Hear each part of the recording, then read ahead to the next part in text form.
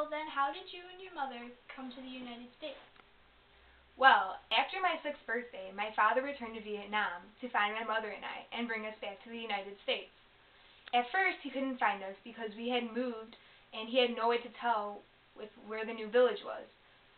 He went back to the hospital that my mother had stayed in and asked where we were. They told him the new village we were living in. He went there and knocked on every hut until he finally found where we were. The moment that my mother opened the door and was filled with excitement, I had no idea what this man's significance was to me. Were you scared leaving your homeland at such a young age? Yes, I was very scared because the only planes that I had ever seen were planes that had been dropping bombs on neighboring villages. I was also very scared because I was a young child who was deathly afraid of heights. What happened once you were in the United States? Did your father have a job and a home set up for your family? Shortly after arriving in the U.S., my mother and father were married, and we moved into a one-bedroom apartment in New York.